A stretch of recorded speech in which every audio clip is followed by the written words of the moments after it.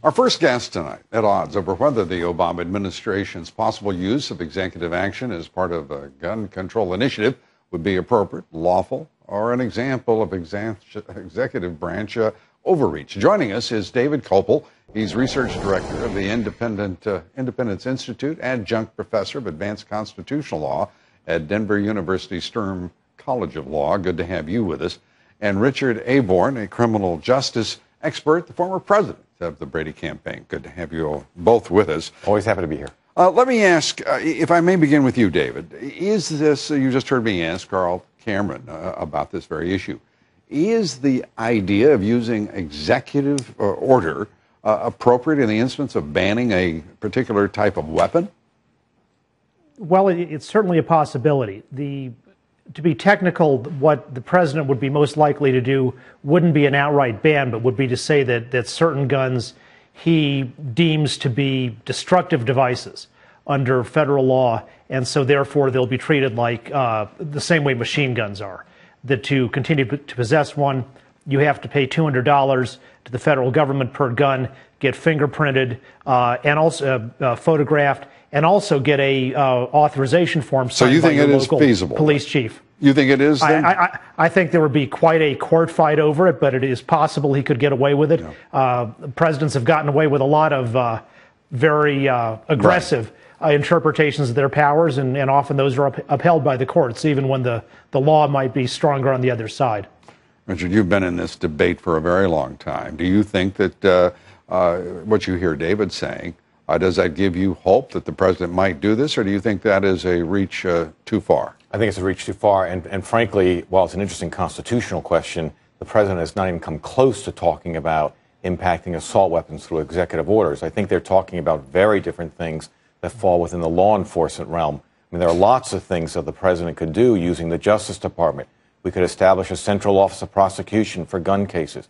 We could establish an interstate strike force like we used to break up the mafia. Right. We could investigate troublesome gun shows where we know lots of guns are leaking into the illegal markets. I mean, there's just numerous examples where we could increase our law enforcement capability around investigating illegal gun trafficking, all of which can be done by executive order, and none of which comes even close to a constitutional question. Against the backdrop of this debate, curiously, the city that has one of, if not the strongest gun laws, Chicago, is right now the murder capital of the country, David. What is the relationship between gun laws and crime, the relationship between guns broadly in the society and the crime rate? Now, Richard and I could argue over that one probably for the next 6 hours. At least. So there are studies that go in both directions, but clearly what's going on in Chicago is by every standard a failure. It's more dangerous to live in Chicago than it is to be a soldier in Afghanistan for all practical purposes. They had 500 homicides last year. Fortunately, the Seventh Circuit Court of Appeals, in a decision handed down just a few weeks ago, said that Illinois cannot be this outlier state that refuses to recognize the Second Amendment right to bear arms. There has to be some lawful way for concealed carry in particular. Yeah, and it's okay certainly to have a licensing process to make people go through a background check, through safety training, but Illinois can't continue under the system where people are forbidden to carry guns in public for protection unless you're in some special category, like being a security guard or an alderman. Aldermen can carry guns in Illinois anywhere they want, but ordinary citizens can't. Politics is a dangerous business. Well, particularly in Cook County and the state of Illinois. Three members of the state legislature under investigation under criminal charges. Cook County and the state of Illinois, quite a different place when it comes to ethics in public service. But to the point, we are right now watching an administration sell out on the idea that they're going to do something about gun control. And it's starting to sound like the Republicans are saying, well, do what you will. We're going to talk about matters that we consider much more important. And we're going to have this debate when we choose, not the way you played your game of urgency and emergency decision, as in the case of Obamacare or the fiscal cliff fiasco.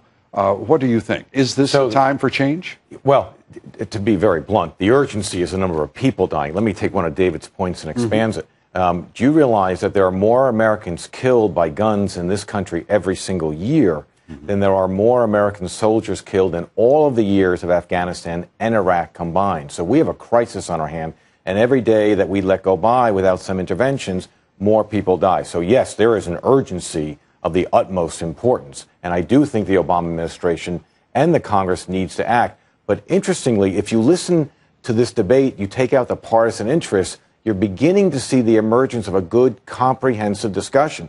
And that's frankly what gun owners are starting to ask for. Gun owners who deplore the violence that's occurring with guns are beginning to say, can't we strike a balance between our right to get a gun and gun control? And the answer is yes, unequivocally we can. David, you get the last word here. I will tell you, one of the things that disturbs me, as Richard is suggesting here, there's room here for reason. Right. There's room here for absolute balancing of interest. But there is abroad in Washington this attitude that they will be doing gun owners and those who wish to own guns a favor by not stripping their hands of those guns. President Obama, in his career as an Illinois legislator, signed various questionnaires, and in his votes in the Illinois legislature voted to and supported outlawing over half the guns in this country already. So he's not, I think, the right person to lead us in finding the balance.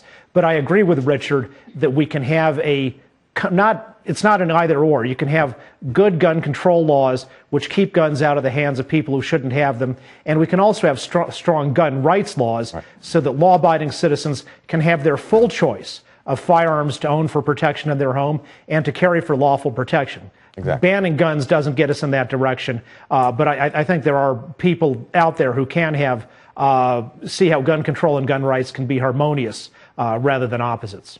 Okay, and that perhaps would begin with an examination of why we are not preventing people who are mentally ill from owning guns. Precisely. We thank you both.